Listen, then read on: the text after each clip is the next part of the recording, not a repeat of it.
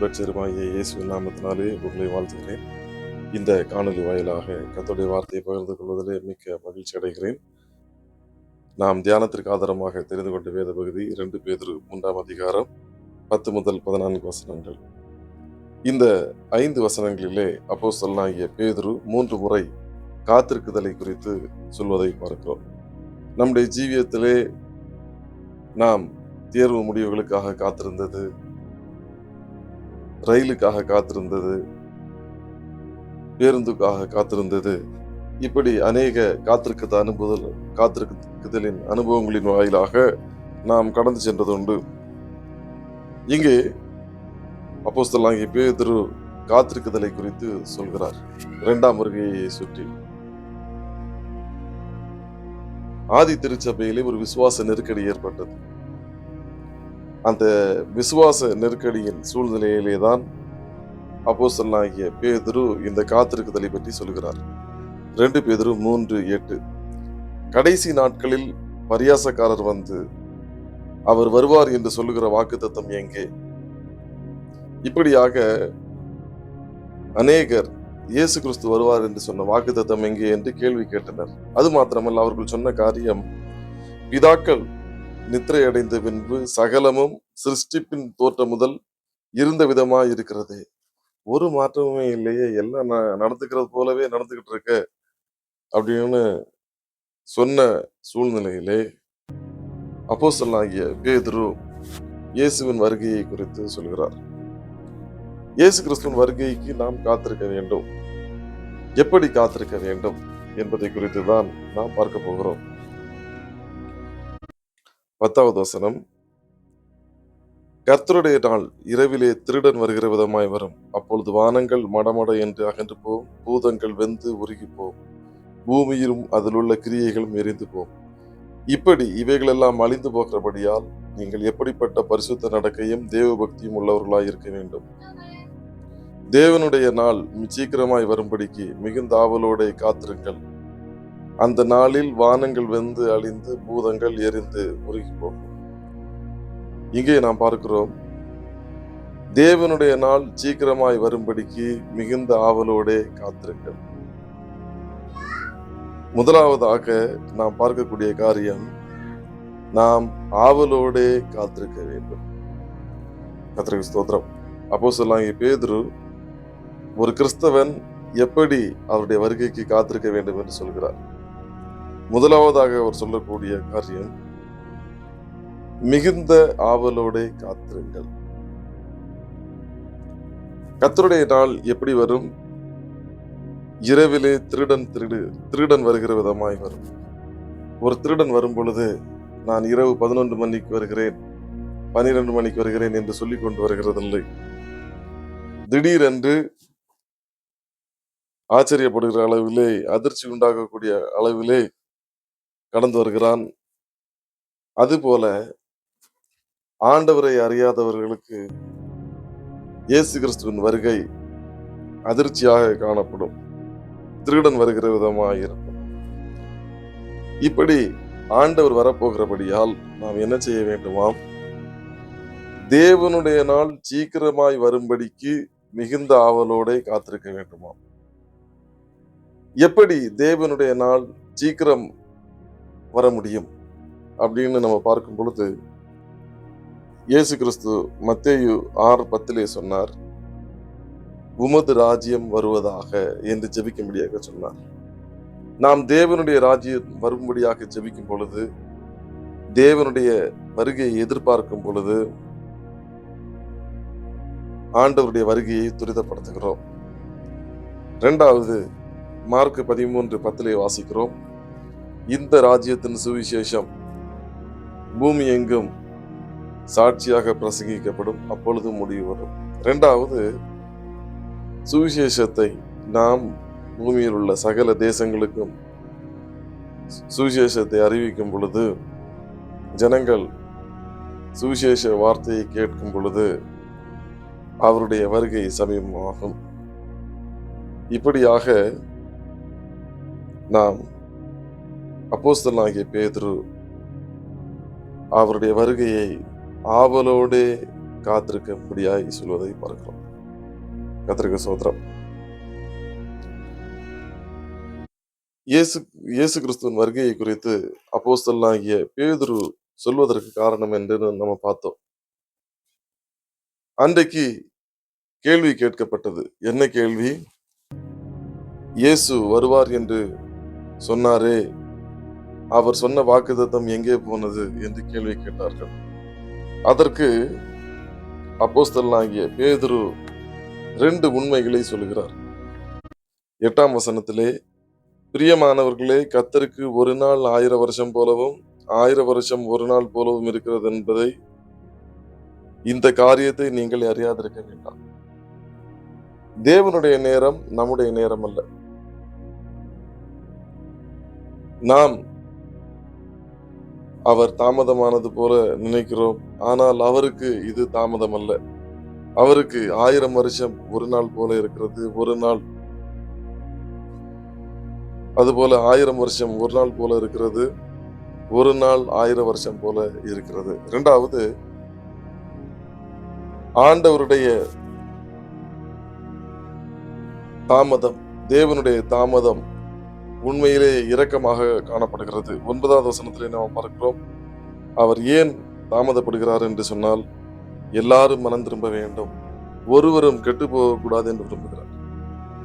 அப்படியானால் இயேசு தாமதப்படுவது இரக்கத்தின் நிமித்தமாக. கர்த்தருக்கு ஸ்தோத்திரம். நாம் எதை குறித்து பார்த்து கொண்டிருக்கிறோம்? ஒரு கிறிஸ்தவன் இயேசுவின் வருகைக்காக என்ன செய்ய வேண்டும்? முதலாவது, ஆவலோடு காத்திருக்க வேண்டும். அவருடைய வருகையை நாம் ஜெபத்தின் மூலம், சுவிசேஷம் அறிவிப்பதன் மூலம் துரிதப்படுத்த முடியும் என்று பார்த்தோம். 2வதாக நாம் பார்க்கக்கூடியது 12ஆம் வசனம், 13ஆம் வசனம். அவருடைய வசனத்தின்படியே நீதி வாசமாயிருக்கும், புதிய வானங்களும் புதிய பூமியும் உண்டாகும் என்று காத்திருக்கிறோம். 2வது, நாம் நம்பிக்கையோடு காத்திருக்கிறோம். ஏன் நம்பிக்கையோடு காத்திருக்கிறோம்? கர்த்தர் வாக்கு பண்ணி இருக்கிறார். என்ன வாக்கு பண்ணி இருக்கிறார்? புதிய வானம் புதிய பூமி உண்டாகும். முதலாவது ஆவலோடு காத்திருக்கிறோம். 2வது நம்பிக்கையோடு காத்திருக்கிறோம். கர்த்தருக்கு ஸ்தோத்திரம். என்ன நம்பிக்கை? புதிய வானம் உண்டாகும், புதிய பூமி உண்டாகும். பேதுருவின் நாட்களிலே ஆதி திருச்சபையிலே அநேகருக்கு சொன்னார்கள், சிருஷ்டிப்பின் நாள் முதல் எல்லாமே இருந்த விதமா இருக்கிறதே, ஒரு மாற்றமும் இல்லையே, இயேசு வருவார் என்று சொன்னாரே, என்ன ஆனது என்று கேட்டார்கள். ஆனால் இங்கு வசனம் சொல்கிறது, புதிய வானம் புதிய பூமி உண்டாகும். ஏனென்றால் கர்த்தர் வாக்கு பண்ணி இருக்கிறார். வாக்கு பண்ணினவர் வாக்கு மாறாதவர். நிச்சயமாக வாக்கு தத்தத்தை நிறைவேற்றுவார். நாம் தைரியத்தோடு காத்திருக்கிறோம். ஏனென்றால் நம் கர்த்தர் வாக்கு பண்ணுகிறவர் மாத்திரமல்ல, வாக்கை நிறைவேற்றுகிறவர். இந்த புதிய வானம் புதிய பூமியிலே பாவம் இருப்பதில்லை, அநீதி இருப்பதில்லை, மனுஷருடைய கண்ணீர் காணப்படுவதில்லை. ஏனென்றால் கர்த்தர் சகலத்தையும் சரிப்படுத்தி நீதி வாசம் பண்ணுகிற அளவிலே அநீதி ஒன்றும் இல்லாமல் இந்த புதிய வானம் புதிய பூமியை உண்டாக்குகிறார். நாம் 2 குறிப்புகளை பார்த்தோம். ஆவலோடு காத்திருக்க வேண்டும், நம்பிக்கையோடு காத்திருக்க வேண்டும். ஏன் நம்பிக்கையோடு காத்திருக்க வேண்டும்? புதிய வானம் புதிய பூமி உண்டாகும் என்று கர்த்தர் வாக்கு பண்ணியிருக்கிறார். அவர் வாக்கு பண்ணுகிறவர் மாத்திரமல்ல, வாக்கை நிறைவேற்றுகிறவரும் கூட. 3வதாக நாம் எப்படி காத்திருக்க வேண்டுமாம்? 14ஆம் வசனம், இவைகள் வர காத்திருக்கிற நீங்கள் கரையற்றவர்களும் பிழை இல்லாதவர்களுமாய் சமாதானத்தோடு அவர் சந்நிதியில் காணும்படி ஜாக்கிரதையாயிருங்கள். 3வது, ஜாக்கிரதையாய் காத்திருக்க வேண்டும். எப்படி? அநேகர் நினைப்பதுண்டு, காத்திருக்குதல் என்று சொன்னால் ஒரு செயலுமே செய்யக்கூடாது என்று. இல்லை, காத்திருக்குதல் என்று சொன்னால் நம்முடைய ஜீவியம் கரை இல்லாமல் பிழை இல்லாமல் காணப்பட வேண்டும்.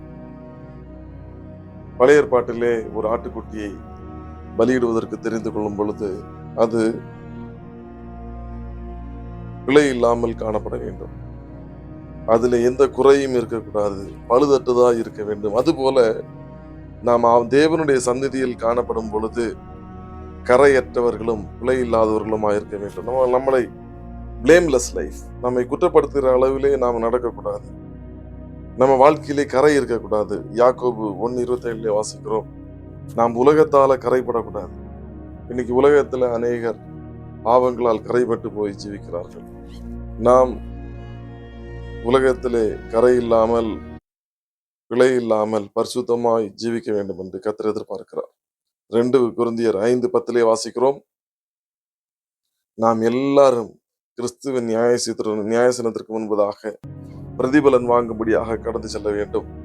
அப்பொழுது நாம் கர்த்தருடைய சந்நிதியில் கரையற்றவர்களும் பிழை இல்லாதவர்களும், மூன்றாவது சமாதானத்தோட, நம்ம வாழ்க்கையிலே மறைவான பாவம் இருக்கக்கூடாது, மன்னிக்க முடியாத காரியங்கள் இருக்கக்கூடாது, கசப்பு இருக்கக்கூடாது, வைராக்கியம் விரோதங்கள் காணப்படக்கூடாது.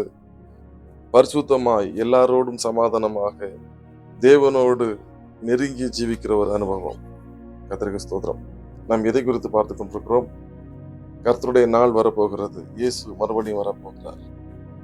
இயேசுவின் வருகைக்கு நாம் எப்படி காத்திருக்க வேண்டும்? முதலாவதாக ஆவலோட காத்திருக்க வேண்டும். இரண்டாவதாக நம்பிக்கையோட காத்திருக்க வேண்டும். மூன்றாவதாக ஜாக்கிரதையாக காத்து கொண்டிருக்க வேண்டும். ஆர்வமாக என்று சொல்லும் பொழுது ஆண்டவருடைய வருகை சீக்கிரமாய் வரும்படியாக ஜெபிக்கிறவர்களாக, சுவிசேஷம் அறிவிக்கிறவர்களாக காணப்பட வேண்டும்.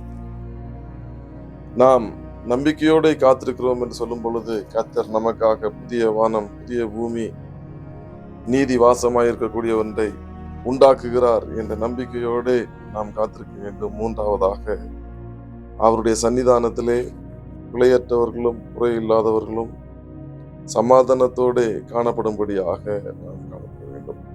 இந்த காணொலியை காண்கிற உங்க ஒவ்வொருவரையும் கர்த்தர் தாமே அவருடைய வருகைக்கு ஆயத்தப்பட, வருகையிலே அவரை சந்திக்க கிருபை தருவாராக. நாம் ஜெபிப்போமா? அன்பின் ஆண்டவரே, இந்த காணொலியை கண்ட ஒவ்வொருவருக்காக ஜெபிக்கிறோம் அப்பா. அநேகர் கேட்பதுண்டு, இயேசு வருகிறார் என்று பல ஆண்டுகளாக சொல்கிறார்களே, ஏன் அவர் வரவில்லை என்று. நீர் ஆண்டவரே, ஒருவரும் கெட்டு போகாமல் எல்லாரும் மனம் திரும்ப வேண்டும், ஒருவரும் அழிந்து போகக்கூடாது என்று தாமதிக்கிறீர் என்பதை நாங்கள் கண்டு கொண்டோம் அப்பா. உம்முடைய வருகையை ஆண்டவரே நாங்கள் துரிதப்படுத்த, ஜெபிக்க, உம்முடைய ராஜ்யத்தின் வருகைக்காய் ஜெபிக்க, சுவிசேஷத்தை அறிவிக்க, புதிய வானம் புதிய பூமியை பற்றிய நித்திய நம்பிக்கையோடு காணப்பட, உம்முடைய சந்நிதியிலே கரை இல்லாதவர்களும் பிழையற்றவர்களுமாய் காணப்பட கர்த்தர் எங்கள் ஒவ்வொருவருக்கும் கிருபை பாராட்டுகிறார். இந்த காணொலியை கண்ட ஒவ்வொருடைய ஜீவியங்களிலும் விசேஷித்த கிருபை, வல்லமை, பலன், அபிஷேகம் காணப்படட்டும். உம்முடைய வருகைக்கு ஆயத்தமான மனவாட்டியாய் காணப்பட கிருபை தாருங்கள். தாழ்த்தி சமர்ப்பிக்கிறோம், வேண்டிக் கொள்கிறோம் ஜெபங்கள் நல்ல பிதாவே, ஆமேன். கர்த்தர் தாமே இந்த காணொலியை கண்ட உங்களை ஆசீர்வதிப்பாராக. ஆமேன், ஆமேன்.